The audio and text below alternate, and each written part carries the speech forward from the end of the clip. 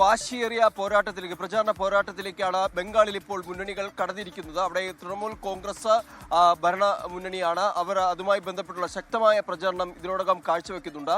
എന്നാൽ B J പിക്ക് അവിടെ അധികാരത്തിലെത്താൻ കഴിയുമെന്ന വിലയിരുത്തലാണ് ദേശീയ നേതൃത്വമുള്ളത്. അതുകൊണ്ട് തന്നെ കാര്യമായ രീതിയിൽ തന്നെ അവിടെ പ്രചരണം ശക്തമാക്കുകയാണ് ബി ജെ പി. പ്രധാനമന്ത്രി നരേന്ദ്രമോദി തന്നെ നേരിട്ടെത്തി വിവിധ റാലികൾ ഇതിനോടകം തന്നെ പങ്കെടുത്തിട്ടുണ്ട്. ഇന്നലെ തന്നെ നിരവധി റാലികളിൽ പ്രധാനമന്ത്രി ഭാഗമാവുകയും തൃണമൂൽ കോൺഗ്രസിനെതിരെ അതിരൂക്ഷമായ വിമർശനം ഉന്നയിക്കുകയും ചെയ്തു. എന്നാൽ തൃണമൂൽ കോൺഗ്രസും ഈ പ്രചരണ കാര്യത്തിൽ ഒട്ടും പിന്നിലല്ല. അവരും ബി ജെ പിക്കെതിരെ അതിരൂക്ഷമായ വിമർശനം തൃണമൂൽ കോൺഗ്രസിന്റെ ഭാഗത്തു നിന്നും ഉണ്ടാകുന്നുണ്ട്. കാരണം ഈ തെരഞ്ഞെടുപ്പ് കമ്മീഷനുമായി ബി ജെ പി ഒത്തുകളിക്കുന്നു എന്നൊരു ആരോപണം തന്നെയാണ് തൃണമൂൽ കോൺഗ്രസ് മുൻനിർത്തുന്നത്.